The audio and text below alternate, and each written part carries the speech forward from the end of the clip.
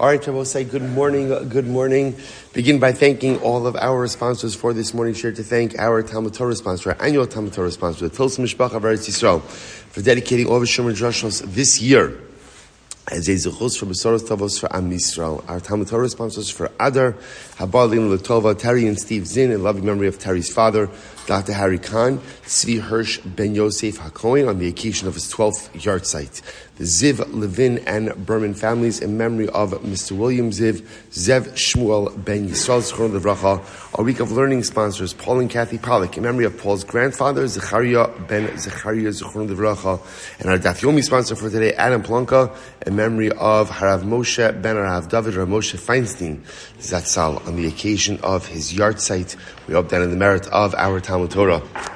Thank you. The Neshama Sav and Aliyah, the families in Nechama, the Shparach Hushnim Hashem bring home the rest of our hostages, and our holy soldiers should be successful. B'chol Maaseh Yedehem. With that, thank you to Moshe Abramson for always troubleshooting everything that could possibly go wrong at 5:45 in the morning. I want to say, so let's begin. An incredible daf ahead of us today.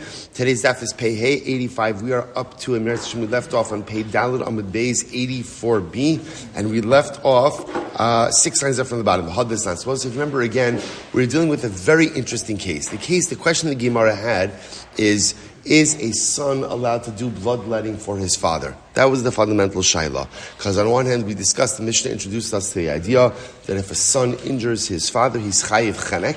So the shaila is, what happens if he goes ahead and he does bloodletting for his father? Is that permitted or not? So interestingly enough, we had 2 opinions, Rav Masna and Rav Dimi Bar Chinna, who both seemed to say yes, but then the Gemara quoted 2 stories of Rav and Mar Braid Ravina, who did not allow their children to take out a splinter, to lance a boil, for fear, ultimately, again, of causing a chabura. So the Gemara goes on and says, V'hadisnan, 6 lines in front of V'hadisnan, Machat Shalyad, Lital Ba'as HaKotz. So also, remember again, this is now switching over to Hilchos Shabbos. So the Mishnah says as follows, that if you have a small hand needle, right, a small needle that's used for sewing, you're allowed to go ahead and move that on Shabbos. It's not muktzah. Why? Because ultimately, again, technically you can use it to remove a splinter on Shabbos. The Gemara says, 1 second, remove a splinter on Shabbos. Don't you have to be concerned that maybe, and now, again, technically speaking, there's nothing wrong with removing a splinter on Shabbos. What's the concern? The concern is that you may cause a greater injury. And causing of a greater injury, especially one that draws blood, ultimately, again, is an Isser D'Oraisa. So what do you do? I'm sorry. Maybe it'll cause an injury. And again, although it'll be a shogig, it's not an intentional chabura, but nevertheless, it's a shogig of skila. To which the Gemara says, no, hasam mekalkalhu. That's different, because if there is a chabura that's caused by taking out of the splinter, that's mekalkal. That's considered to be a destructive act. So the Gemara says, mekalkal pater.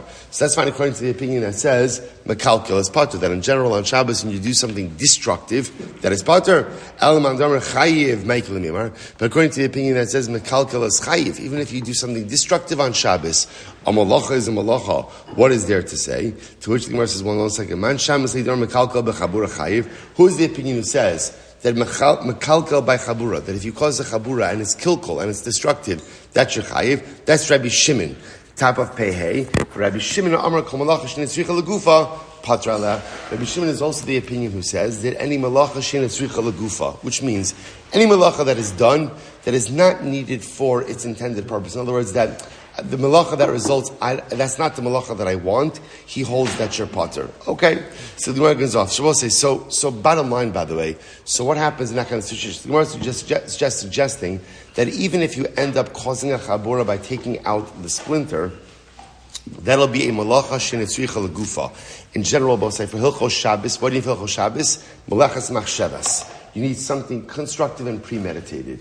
If at the end of the day you do a malacha, but the malacha itself is not necessary, then ultimately, again, it's not asr on Shabbos. Now that being said, we don't take out splinters on Shabbos, right? We leave splinters in on Shabbos, take out splinters after Shabbos, out of a fear, ultimately, again, of a davar shena miskavin, right? Even though it's a malacha shena tzricha legufa, we still don't go ahead and do it on Shabbos. But coming back to our previous sugya, what about a son doing bloodletting for fathers? So Rabbi says, this is a big shayla. In other words, again, I mentioned in the shir yesterday, yesterday, that in all of these cases where you have a son checking the blood sugar for his father, a son going out and being a doctor and operating on his father, doing different procedures. So what's the halacha? So the Shulchan Aruch paskins in Hilchot, there's a whole section called Hilchos Kibod Avayim. Fascinating halachas. In Yerodea, Siman Reish Mem Aleph. So the Shulchan Aruch says as follows, Reish Mem Aleph Gimel, Ramah Gimel. Shulchan Aruch says as follows, Haya Kotz Tachav La'aviv. If let's say again, if my father has a splinter, so the Shulchan Aruch says, Lo Yotzi Enu Shema Yavo La'asos Bo Chabura. A son should not take out the splinter, lest he come to cause his father to bleed. V'chein, im hu make his dam, O rofe, let's say the son is doing bloodletting, or the son is a doctor, Lo yakiz dam la'aviv, v'lo yachtich lo ever, afa pisha mechavin refuah. A son should not do anything to a father that could cause bleeding, even if the intention is for refuah purposes. That's how the Shulchan Aruch paskins. So we'll say, but the Ramah adds in a very important qualifier. Haga, when is this true? When is this true? B'shiyesh sham acher lasos. When there is someone else to go ahead and provide, we'll call this quote-unquote service for the father. Aval im ein sham acher lasos, v'hu mitztayer, harei makizo, v'chol techlo kafi ma she'ershuhu lasos. So it says, interestingly enough, if there's no one else there, then the son could do it. Son could do it. But the Shulchan Aruch is a very interesting qualifier. He says, Kafi ma she'ershuhu lasos. He has to get reshus from his father. Fascinating. So in other words, the lechatchila is that a son should not do these things for his father. Right? That's the lechatchila. Right? B'di avet, if there's no one else there, a son could do it. But really, he should get reshus from his father before going ahead and doing anything that's going to cause a chabura or cause the drawing of blood. Incredible. And I will say, this also presupposes that the father is of the mental capacity to give reshus to the father. Let's say again, the father is not of the mental capacity. The son is the caregiver who's there. So then again, the Ramah is saying it's understood. It's understood that although ideally better to have someone other than the son to perform these duties, but again, if there's no one else there, even if the father can't give reshus, son is permitted to do it. Okay, good. We'll come back with more on the Shulchan Aruch a little bit later on today. So it's like top of Pei 85a, second line down. Very interesting case. Boy mi Rav Sheshas. That's the following Rav Sheshas. Ben, Ma'u sheyasa shliach la'aviv lahakoso u'lekalalo. Wow, listen to this. Could a son be an agent of the court to strike his father or to curse his father? Now, what does this mean? Take a look at Rashi. Ma'u sheyasa shliach, Rashi says, Bezdin la'aviv im nischayiv aviv nidui u'malkos. So what we're assuming now, the question is like this. Let's say again, we have, right, Avram and Yitzchak. Avram is the father, Yitzchak is the son. Avram was condemned by Bezdin, was judged by Bezdin for Malkus, to get lashes. Or Avram was going to be put in excommunication, nidui. So remember again, so now the shaila is, let's say Yitzchak, the son, is employed by the Bezdin. So can Yitzchak go ahead and carry out these sentences against his father? So again, it's not the son acting of his own volition, it's the son acting as a shliach HaBezdin. So the Gemara says, listen to this, Amrlei va'achar miyatiro. So the Gemara asks such a fascinating question. So in general, right, so let's say Avram and Yitzchak are not related. Avram is judged for Malkus, or Avram is judged for need to excommunication. Brother will say, part of excommunication was a curse. You would get cursed by Bezdin. So the Gemara says, you're never allowed to do this to another Jew. In other words, can you go over to another Jew and flog them? Can you go over to another Jew and curse them? You're not allowed to. So the Gemara says, someone else, stam, another Jew. How are they permitted to flog someone? How are they permitted to curse someone? Well, it's beautiful. Ella, kavod shamayim adif. Rather, Rabbi say, so why is it that Bezdin in general, right, anyone in Bezdin, is allowed to flog another Jew, curse another Jew? Because kvod shamayim adif. Because the kavod that we are obligated to display to HaKadosh Baruch Hu trumps any other kavod. That's it. So therefore, again, if someone did something against the HaKadosh Baruch Hu and they're deserving of malchus, we're going to flog them. We're going to flog them. Or someone is deserving ultimately, again, of nidu of excommunication, we're going to curse them. But it's an affront to the dignity of the individual. The kavod to HaKadosh Baruch Hu goes and comes before the kavod of any other person. Hachanami, kvod shemayim adif. If that's the logic, then ultimately, again, a son should be able to go ahead and flog his father, or a son should be able to go ahead and curse his father for nidu as well. So okay, so that's the Gemara is assuming right now. So meisvei uma mi shemitzuva lakoso mitzvah shelo lakoso mi she'inu mitzuva lakoso in adin shemitzuva shelo lakoso. So we'll say, all right, so a little bit of a strange brayso, which we'll have to explain. So literally translated, if someone who I'm obligated to strike, there is a mitzvah not to strike them. Someone who I'm not obligated to strike, certainly there's a mitzvah not to strike them. All right, so no idea what the Bryce is talking about. So the Gemara says, "My love, idi be'idi b'makom mitzvah." So perhaps both cases in the Bryce are talking about makom mitzvah, where someone was deserving of malchus. Right? So you have someone who's deserving of lashes, and what happens? Habib no, haba acher. Maybe one Bryce is talking about a son, and one Bryce is talking about someone else. In other words, and the Bryce is saying like this: when it's the son, even though the father is deserving of malchus, nevertheless, the son should not administer to the father. And versus someone else, where even though ideally you really shouldn't be hitting any Jew, but when you're working for Beis Din, and Beis Din is obligated to give a person malchus, so if someone else is permitted to administer it, to which the Gemara says, lo, idi v'idi loshna b'no v'loshna acher. The Gemara says, no, not true. It doesn't make a difference whether we're talking about a son or talking about someone else. V'lo kasha, kan b'makom mitzvah, kan shelo b'makom mitzvah. One is talking about makom mitzvah, and one is talking about not a makom mitzvah. What does that mean? About say, so what does that mean? Makom mitzvah, not makom mitzvah. So bepashtos, what's makom mitzvah? Makom mitzvah is where someone is chayiv malchus from Beis Din. Shelo b'makom mitzvah means someone's not chayiv malchus in Beis Din. So someone's chayiv malchus in Beis Din. As much as we don't like hitting people, you're going to hit them because it's a mitzvah. Gvot shemayim adif. Someone's not chayiv malchus, you're not going to hit them because halacha l'maisa. Halacha l'maisa, it is prohibited. So the Gemara says, "V'hachikatan." This is what it means to say. Here we go. Uma b'makom mitzvah shemitzuva lahakoso mitzvah shelo lahakoso. So we'll say, so listen to this. Even in a case of makom mitzvah, in a case of makom mitzvah, so let's take this, right? Avram ultimately again is chayiv malchus. Avram's chayiv malchus. So now Yitzchak. Let's even leave aside that Yitzchak is his son, not his son. Let's leave that on the side. Yitzchak is going to administer the malchus. Even in that case, what is the halacha? Yitzchak is not permitted to deliver more than the mandated number of malchus, right? There's an issue d'oraisa to flog someone even one more lash than they are chayiv for. So that's what it means when it says, ma b'makom mitzvah, even in the case where a person is liable to lashes, right? Shemitzuva lahakoso, mitzvah shelo lahakoso. There is a mitzvah not to give them any more lashes than they are liable to. Shelo b'makom mitzvah, when someone is not liable to lashes. So the Gemara says, shelo b'makom mitzvah, she'enu mitzuva lahakoso, eino din shemitzuva shelo lahakoso. So it's only where someone is not subject to lashes, then halacha l'maisa, don't strike them at all. Okay, so we'll say, so therefore again, that's how the Gemara ends off. Now by the way, what do we do with this halacha? So bepashtos, well, we're not finished. Let's finish up first. Tashma. So we'll say, so remember again, keep your eye on the ball. What's the primary shiloh over here? So we've already established about a son administering medicinal healing to his father that could potentially result in a chabur. That was topic number 1 for today. Topic number 2 for today. Can a son carry out the punishment of Beis Din upon his father if the son is working for Beis Din? Is that mutter or not? So that still seems to be up in the air. So the Gemara continues. Tashma. Hayotze deharik. Listen to this. Avram was condemned to death. Avram the father was condemned to death. Uba beno v'hiko v'kilalo chayiv. And what happens? And his son comes along and hits him or curses him. The son is chayiv. All right. So the Gemara says, if another person comes along and hits or curses Avram, so the other person is going to be pater. All right. So what's going on over here? So the Gemara says as follows. So the Gemara says, so again, one more time. Avram is condemned to death.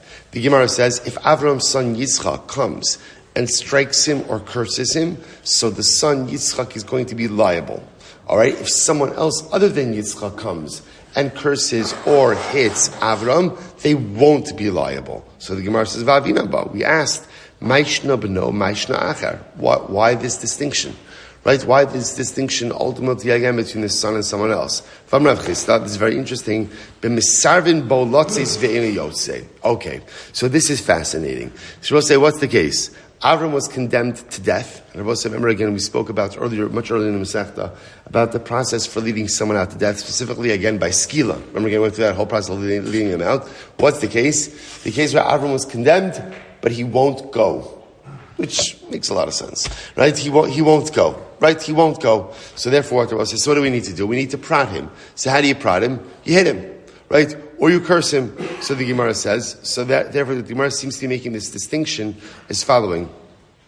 If the son hits him or curses him, the son will be liable. If someone else hits him or curses him, they won't be liable. So the Gemara says, Rav Sheshes mukila b'she'in misarvin bo lotzeis. Rav Sheshes sets it up as, no, it's not a case of where he's refusing to go out.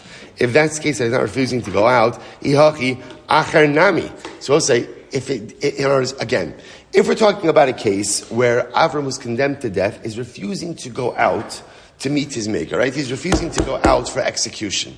So now, okay, the Gemara says, if his son hits him or curses him, there's liability for the son.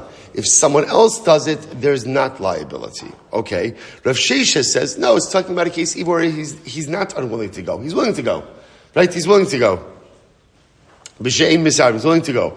If that's the case, if he's willing to go, then at the end of the day, if someone else comes along and hits him or curses him, why is there not liability for the other? To which the Gemara says, very simple, Achar Gavra Katilahu. So say, remember, this is very important. When Avram is condemned to death, what's his status? What's his status? He's considered to be dead already, right? Let's take a different case. Someone, right, Avram is condemned to death by Beis Din, and then Yaakov comes along and kills Avram. What's Yaakov's liability? 0. Why? He killed a dead man. He killed a dead man. So halacha l'maisa, the Gemara says like this. When Avram's been condemned to death, so if someone else comes along and hits Avram, curses Avram, okay, there's no liability because they've hit and they've cursed a dead man. If his son does it, there is liability. Again, I will say, this is all the heightened level of relationship responsibility that a child has to a parent. Avram's been condemned to death, you're right. But a Yitzchak, it's still your father, and he's still living and breathing right in front of you, and therefore, again, you have an obligation to maintain proper dignity towards him. The Gemara says as follows. The Gemara says, V'hamar Rav Sheshes, Baish is an interesting case here. Baishu Yashan Umeis, Chayiv. You're supposed to listen to this fascinating case here. Let's say you embarrass someone. Just stam, right? I go over to Ruvain and I embarrass Ruvain while Ruvain is dying. While Ruvain is sleeping. Right? Ruvain is sleeping. So I'll say, so what's the chab of getting embarrassed while you're sleeping? Right? You don't know about it. So I don't know, Ruvain's asleep and I put toothpaste on his face, whatever it is, right? I go ahead, right, he's sleeping. So I'll say, so now, interestingly enough, and he dies in his sleep. So Ruvain never woke up to realize the embarrassment that's been caused to him. So what's the halacha? Baisho yashen umeis chayiv. I'm chayiv. Now I'll say, who am I chayiv? And Rashi says over here, actually Rashi is right across chayiv. Daha misbaishin banav v'hay nami loshna. So as I say, interestingly enough, halacha l'maisa, I'm obligated to pay boshes to the heirs. Right, to Ruvain's offspring, because they were embarrassed with this act as well. So we'll say, what do you see from here? That halacha l'maisa, even if you go ahead and you embarrass someone who's dead, there's still liability. Now, why are you bringing this up over here? Because the Gemara wanted to say that if Yaakov goes over to Avram and hits him or curses him, that Yaakov is not going to be chayiv. Why not? Because he hit or he cursed a dead man. Hit or he cursed a dead man. But one second, what do you see from here? That even if you do something to someone and that person, quote unquote, is dead, they never even realize it, there's still liability. V'haraya, if I embarrass someone while they're sleeping and they never wake up, I'm still liable to go ahead and pay for the embarrassment to the offspring. What's the case over here? Where what happens? Where again the injury to Avram is an injury that's not shava pruta. So therefore, again, there's no liability, right? For damages less than a pruta, ultimately, again, there's going to be no liability. So the Gemara says, "V'hamar Rabbi Ami, Amar Rabbi Yochanan, hikaka shema shava pruta loka." But we learned that even if you injure someone, and if you hit someone and you cause them an injury that's less than a shava pruta, while it's true that there's no monetary compensation, you get malchus To which the Gemara says, you're right. My pater de ka'amar. What does it mean when we say that if Yaakov goes over to Avram and he struck or he cursed Avram, that ultimately he's pater? What does that mean, pater? Pater mimaman. It means that he's pater from mammon. There's no monetary compensation, but there would potentially be malchus. Michlal dibino chayi b'mammon. So I'll say, so again, does that sound like over here that his son would be chayi mammon, which would be strange? To which the Gemara says, Ella bedino hachenami bedino. Rather, Rabbi say, no. What it means is chayiv just means everyone has different liability. Chayiv just means you're liable. So a son will have one type of liability, right? Yaakov, another unrelated party, will have his own liability. So we'll say, so why is it that another will be pater, right? If Yaakov comes, Avram's been condemned to death, and Yaakov comes along and strikes him or curses him, why is it that Yaakov is pater? The pasuk says, literally again, a prince amongst your people, you shall not curse. What do we learn from here? Ba'osei ma'aseh amcha. We're only we'll say, when is there a prohibition to curse another Jew? When he is ba'amcha. Ba'amcha means he is part of Klal Yisrael. He behaves like another Jew. But obviously, if someone has been sentenced to death, what does that indicate? They're not behaving in conformance with the normative standards of Klal Yisrael, and therefore, again, there is no prohibition to curse such an individual. The Gemara says, okay, hatenach klala. So I understand cursing. So now, by the way, this is actually very important, because what this is telling me is the prohibition to curse another Jew is only when they behave like a Jew. Right? Only when what we call oseh ma'aseh amcha. Only when they are behaving, when they are conducting themselves like a Jew should. So the Gemara says, hatinach klala haka minalan. What about hitting? What about hitting someone? Right? What about hitting someone? Hatinach haka minalan to makshinan haka leklala. We compare ultimately hitting to cursing, and therefore, just like cursing only applies ba'amcha when the person is conducting themselves in conformance with normative Jewish standards, so to hitting applies as well. Ihachi b'no nami. So we'll say if that's the case, then the same thing should apply for a son. So therefore, even when Yitzchak, right, if Avram's been condemned to death, that means that what? Avram is not conducting himself ka'amcha, like a member of Klal Yisrael. If he's not conducting himself like a member of Klal Yisrael, then halacha l'maisa, there should be no prohibition to hit him or to curse him. And therefore, the son should be exempt as well. This is incredible. I'll say, Gemara says, Kida Amra Pinchas Kisha Asa Tshuva. What's the case? The case is where Avram did tshuva. Avram's been condemned to death, but he did tshuva before his execution. Hachanami bisha asa tshuva. So we'll say, so again, if Avram did tshuva, then what? He is included back in Amcha, and therefore again, his son is not permitted to curse him or to hit him. So we'll say, this is a profound Gemara on a variety of levels. So first of all, what do you see from here? You see from here that halacha l'maisa, you could do tshuva until when? Literally again, until the end.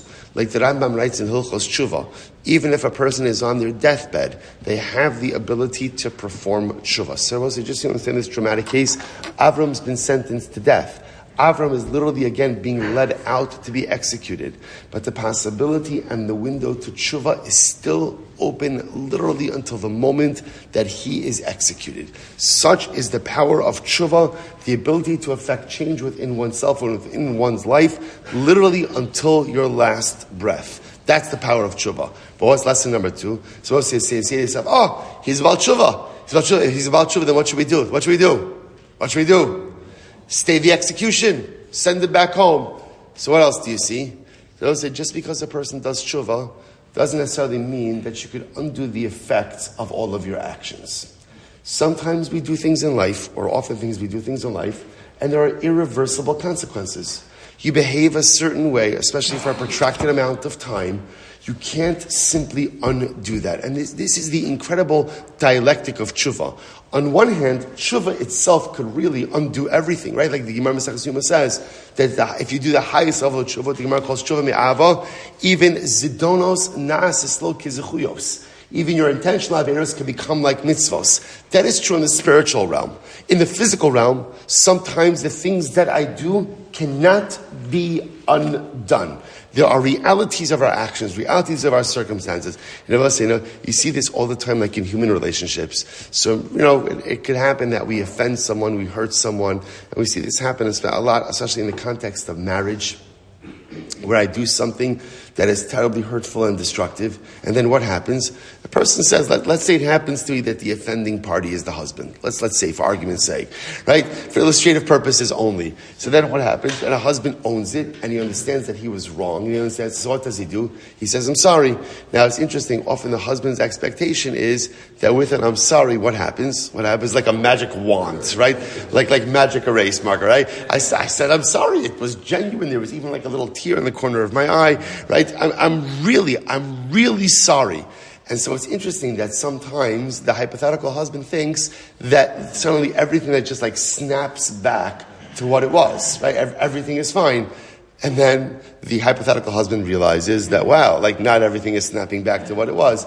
It's very simple. It's like, because again, our actions have consequences and our actions have reactions. And when you hurt someone, they may even accept your apology, but it doesn't undo the pain. It's all there. There are consequences to our actions. And this is one of the most important yisodos to live with in life. And this is why, again, living with mindfulness and living with attentiveness and contemplating about the effects and implications of our actions before we do is so incredibly and profoundly important. Because understand everything I do has a reaction. And even though I realize the error in my ways and I want to pull it back, you can't pull it back. It stays. Avram may be about tshuva. Avram may be about tshuva. And what's going to happen after Avram becomes about tshuva? What's going to happen? What is the Beis Din going to say to him? What is the Beis Din going to say to him? Ashrecha. Incredible. But now we have to kill you. Like, in other words, that you can't undo it. In other words, that's it. You did something, and there's an irreversible set of consequences that you have set into motion. You are about tshuva. And in Shamayim, they will absolutely accept you with open arms as a great Bal tshuva. But we're still going to execute you. Because in life, when you make certain decisions, there are irreversible consequences. And I will say, how often do we do certain things thinking in the back of our mind, it's not a big deal, I'll just kind of dial it back afterwards. And then you do it, and you can't dial it back. And I'm stuck with the consequences. So tshuva, always possible. But the undoing the reactions or the reactions of my actions often cannot be undone. Incredible yisod. So the Gemara says, Ihachi, but if that's the case that Avram is coming about tshuva. So it's not the way the Gemara is setting it up. It's like this. Do you want to know why Yitzchak, the son, is chayiv if he hits or he curses his father? Because his father became about tshuva. Because Avram did tshuva. If that's the case that Avram did tshuva, Ihachi, acher nami, then someone else should also be liable for hitting and for cursing Avram. So Amrav Mari ba'amcha b'mukoyim sheba'amcha. Very interesting. No. When are you chayiv? Halacha l'maisa for cursing or for hitting another Jew? When ultimately, again, it's a Jew who is going to live. Meaning, again, I will say this all circles back to the idea that someone who has been condemned to death, ultimately, in halacha, is almost as if they're already dead. It's as if they're dead. So therefore, again, it's hard to really create liability for someone who's dead. Right? A son is a different obligation. Right? The son is a son. Right? A son always has an obligation. Remember again, has nothing to do with whether or not your parent is a good parent or not. It's incredibly important, right? In other words, my parent is a good parent, not a good parent, doesn't make a difference. I'm obligated to go ahead and have kavod for them. So with parents, we talk difference. Even though Avram is convicted to death, a son still has an obligation to honor his parent. But l'maisa, by everyone else, Avram is considered to be dead. It's hard to generate liability for a dead guy. If that's the case again, so the son should also be exempt. We'll say, Amen days. Bidi dahavi la'achar misa. So this is interesting about say. No, here's what's different. We'll get to this as well. Remember, there are elements of kibud av va'em that are in effect even after the parent dies. As we're going to see, for example, one is now, again, you could hit your parent after they're dead because there's no prohibition of hitting a corpse, right? But lamaisa, you can't curse your parent after they're dead. So, for example, right, Mikalo of the Vimo applies even after the death of a parent. So you see from here, and it's fascinating, even if we look at Avram as a dead man, right, because he was sentenced to death, even so, cursing him, right, Yitzchak, his son, cursing him, would still be prohibited. because you can't curse your dead parent as well. So I'll say, by the way, there's a lot to say about this, about the concept of kibbut avva'im, even after death. It transcends after death, right? This is why halacha l'maisa, again, this is one of the interesting ideas. Saint Kaddish is one of the forms of kibbut avva'im, which has a lot to discuss. Let's say a parent says to their child, I don't want you to say Kaddish for me after I die. You have a crazy case like that. The parent says, so is a child obligated to go ahead and honor that request, or could they dispense with that request? You have a lot of shilas like this in halacha about when a parent asks for something, that runs contrary to halacha. Okay, but all right, not for now. Point over here is that the obligation, the fact that it's a shaila, indicates to us that kibbut avva'im extends even beyond death. So the Gemara says, "My havi Allah." So okay. Very interesting conversation. Bottom line, remember, how did this all start? What was the shaila? Right? Yitzchak works for Beis Din. Yitzchak works for Beis Din. His father is chayiv, ultimately, again, for Malkus or for Klala. Can the son go ahead and administer that particular prohibition? Right? Or ultimately, again, or hayotzi liharig, which is the similar case, right? Avram is being let out to death.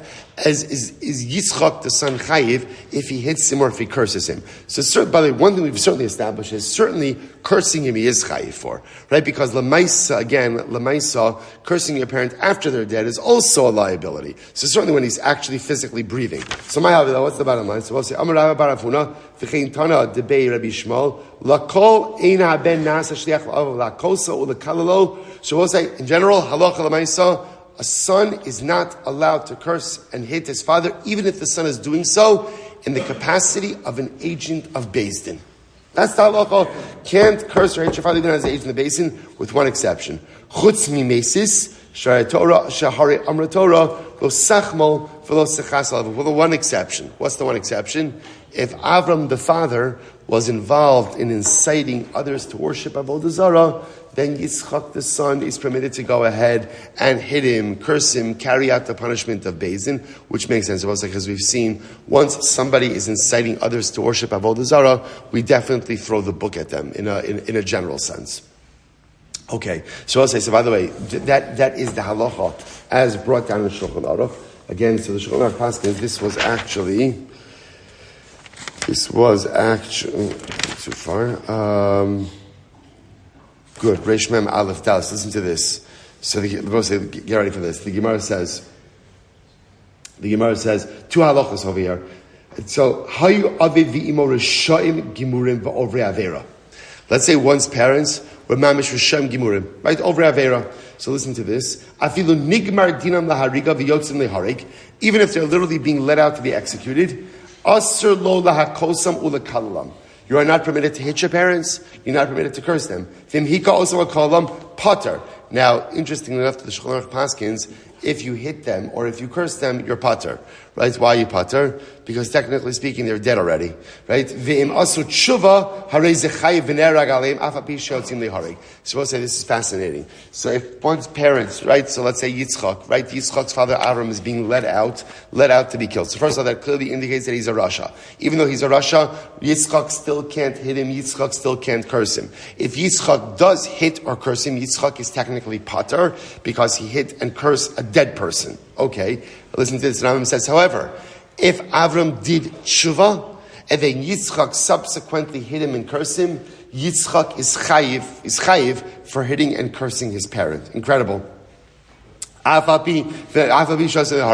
Even though what? Even though Yitzchak is being right, even though Avram is being let out to be killed, nevertheless, about tshuva is about tshuva. And again, halacha l'maisa in halacha hey, the Rambam writes over here, avar aviv imo aver shalokim aleh faya ben shliach l'dayanim lo yakya osam v'chein l'schayv nidui lo yeshliach l'ndosam v'lo yirdav v'lo yakas. So in halacha hey, the Shulchan Aruch paskins that the son Yitzchak should not be an agent of Beis Din to carry out malchus or to carry out nidui excommunication. Incredible. Okay, let's go back there. Mishnah. Not finished yet. Hamakya aviv imo ino chayiv ashiyase bahin chabura. So as we actually alluded to this already in the last sugya, when you hit, this is actually the beginning of the parak. If a person hits his father or mother, he is not chayiv unless of course he causes an injury. So you have to create the chabura. Zechomer b'mekala b'b'makya, shemekala la'achar misa chayiv, v'amakya la'achar misa pater. Furthermore, I will say, even though normally we group hitting and cursing parents together, there is a stringency that cursing has over hitting, namely, that hitting you're only chayiv when the parent is alive. Cursing, I'm chayiv even when the parent is dead. Okay, incredible. Says the Gemara, let's analyze. So we'll say, so very important halacha. What this means is, right, Yitzchak goes over to his father Avram, and gives him like a frask, gives him a patch, but doesn't create a chabur, it doesn't create an injury. Not good, but there's not going to be the same level of liability. There's only liability for striking a parent when you cause a chabur. Says the Gemara, Tanabanan, Aviv v'imo kilel la'achar misa.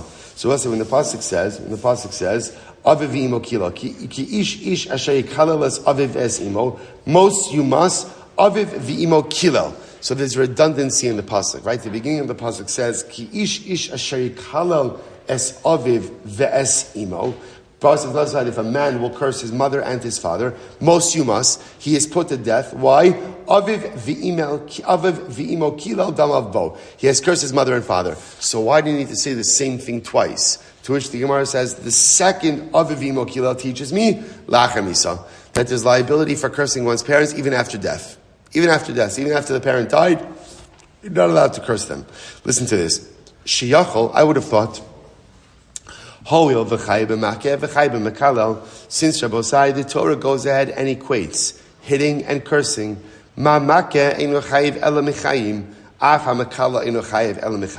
Therefore, just like striking a parent, there's only liability when the parent is alive. So too, in cursing the parent, there's only liability when the parent is alive. So therefore, again, the pasuk extra phrase, Aviv v'imo kilel, to teach that there's liability for cursing parents even once they are dead. Furthermore, va'od, kal v'chomer. There is a kal v'chomer. What's the kal v'chomer? Uma makeh sha'asa bo ba'amcha ki ba'amcha.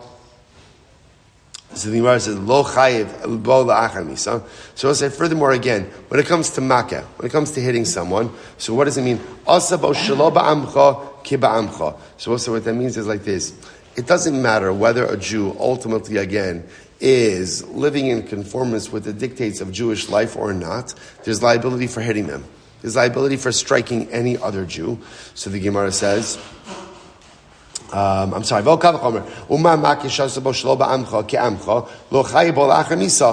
yet again, there's not liability for striking someone after they're dead. So when it comes to Mekalel, interestingly enough, the din of Mekalel is only for a Jew who lives in accordance with the dictates of Jewish law. But if somebody is not what we call an amcha, then halacha l'maisa, there's no liability for going ahead and cursing them. Certainly there should be no liability for after death. Talmud lomar, aviv v'imo kilel la'achar misa. Say Rabbi Shmuel, again, the extra phrase aviv v'imo kilel teaches me that what? There's liability for cursing a parent even after their death. All right, so let's analyze. So again, this makes, we're going to see this in the Bryce in just a moment. According to Rabbi Yonasan, that whole phrase of aviv v'imo kilel is extra. Because the pasuk already said before in the earlier part of the pasuk that you can't curse your parents. What do I do with that last phrase, aviv v'imo kilel? That's going to teach you that even after the death of the parent, there is going to be liability. So the Rabbi Yoshia, according to Rabbi Yoshia, who holds that phrase is not extra. What is there to say? What are we talking about here? Here we go. Desanya. Ish ish. The pasuk says ish ish. Now again, lashon of the pasuk is ki ish ish asher yikalel es aviv ves imo. Why do you need ish ish? Why not just say ish? Why ish ish? Matam lomer ish ish. The rabbos bas tumtum v'androgynous. To teach you that even if the father is a tumtum and an androgynous, ultimately, again, there's still liability for the child for cursing the parent. Asher yikalel es aviv ves imo, who will curse his mother and his father. Ein ela aviv imo. I only know that there's liability if you curse both your mother and your father. Aviv shelo imo. Imo shelo aviv minayin. How do I know that there's liability even if I curse my father without my mother without my father? To which the Gemara says, minayin. Talmud lomar aviv v'imo kilel. The pasuk then goes on to say, aviv v'imo kilel. Aviv kilel, imo kilel, div Rabbi Yoshia. So I'll say, so now you see what's happening over here? So Rabbi Yoshia says like this. Rabbi Yoshia uses that last phrase. When you look at the beginning of the pasuk says like this. Ki ish ish asher kalel es aviv ve'es imo. So what that makes it sound like from the reading of that pasuk is, there's only liability when when you curse both of your parents. Rabbi Yoshia says, therefore, the end of the pasuk says, Aviv v'imo kilal, to teach me that what? There's liability even if you curse both of your parents independently. Says Rabbi Yoshia uses that phrase for. Rabbi Yonasan says, Mimashma shnein ke'echad u'mashma echad b'fnei atzmo, ad sheyifrot l'cha kasav yachdav. Rabbi Yonasan says, no, that's not how we read psukim. In general, whenever the pasuk creates a grouping, the assumption over here is that even people mentioned together are still reckoned separately unless the Torah places them together explicitly. What do we mean by this? Minale, for us, is very interesting. From where do we know this? Minale, nafkale mi umekalel aviv v'imo mos yumas. The pasuk says ultimately again from Mekala of v'imo mos yumas v'idach. That's learned out to teach me. First white line. Learn it out from ish. Torah is just talking in like a normative way. So why not highlight the idea that there's a chumrah that makeh is over mekalel? How so? Second white line. By makeh you're chayav for hitting any Jew. Whether the Jew is amcha or not amcha, you're chayiv. Mashen came in Makalo. Ultimately, again, but that's different by Makalo. Right? Because by Makalo, you're only chayiv for cursing a Jew is ba'amcha. Kasavar makshin and hakha liklala. We go ahead and ultimately, again, we compare, right, makshina means we compare the halacha of hakah to klala, that just like hakah, you're chayiv for going ahead and hitting any Jew, so too for klala. Lema, hani tanai, kani tanai. So we'll say that these time like these other tanaim. We'll say, so what? The tani chada, it's a very interesting case over here. Kusi ata mitzvah hakaso, v'ata mitzvah killaso. Kusi. I will say now, again, remember, we're going to get into kusim in general. Kusi in Shas is used in one of two ways. Sometimes kusi just means a guy. That's what it means, just means a guy. In other words, kusi is the same thing as akum, right? In other times, what kusi refers to is who? Are the kusim. Who are the kusim? Right? Remember again when Shalmaneser, the king of Ashur, exiled the 10 tribes. So he had a good strategy. What was his strategy? His military strategy was, whenever you conquer a people, the first thing you do is uproot them from their natural homeland and resettle them somewhere else. That makes it less probable that they will go ahead and rebel. Okay, so when he exiled the 10 tribes, who did he put in their place? The Kusim. Where are the Kusim from? Kusa. They were Kusim were of the Avodah Zarah. There was an outbreak of lions, and they converted. So there's a whole shaila about their conversion. Were they legitimate converts, not legitimate converts? So just bear that in mind. So the Gemara says as follows: So Kusi atam tzuvah haka, so atam tzuvah kilaso. So a Kusi, if you hit a Kusi, you're chayiv. If you curse a Kusi, you're not chayiv. V'tani idach another brayso. Iatam tzuvah kilaso v'lahaka. So ultimately, by Kusi, you're not chayiv for either hitting him or for cursing him. Now the Gemara says savrua. The kule alma kusim gere emes. That was the assumption we're making is everyone assumes that the kusim were legitimate gerim. If that's the case, the Gemara says, so my love vakamiflagi. So what are they arguing about? So the Mar Savar Makshin HaKal L'Klala. One opinion says that we compare hitting someone to cursing someone. And therefore again there's liability. Umar Savar Lo Makshin HaKal L'Klala. And the opinion says, no, we treat them separately. To which the Gemara says, lo, not true. D'chuli alma, everyone agrees. Lo makshin hakal l'klala. We do not go ahead and compare hitting to cursing. V'hacha miflagi. So I will say, what are we arguing about over here? Mar savar kusim gere arayos. MSing. Umar savar kusim gere arayos. I'm sorry. Mar savar kusim gere MSing. Umar savar kusim gere arayos. What's the machlokes? I will say, the machlokes ultimately is halacha l'maisa. What's the nature of kusim? Where kusim geri arayos means, that's arayos with an aleph, not an ayin, right? They converted because of the lions. Those lions, therefore, they were not legitimate gerim. Other opinion says no, they were geri emes. Legitimate lion, legitimate gerim. So the Gemara says, so we'll say, so ultimately, again, if that's the case, then what does it mean when we say that the shar of a kusi is treated like the shar of a Yisrael? To which the Gemara answers, rather, we'll say, what do you see from here? What is the machlokes? The machlokes ultimately is, do we compare hakah to klala or not? That is the fundamental machlokes unfolding over here. So we'll say, just halacha l'maisa, just to understand the takeaways from here. So halacha l'maisa, the way we paskin is that hakah and klala are treated differently, right? That, for example, there is a din of cursing one's parent, or there is a prohibition of cursing one's parent even after their death. But halacha l'maisa, again, hakah, right, striking does not apply after the death of the individual. All right, after the death of the parent. Sorry if we went a little bit fast on the last piece. We'll pick up with the Mishnah Hashem tomorrow. Tremendous daf. Shkayach, everyone.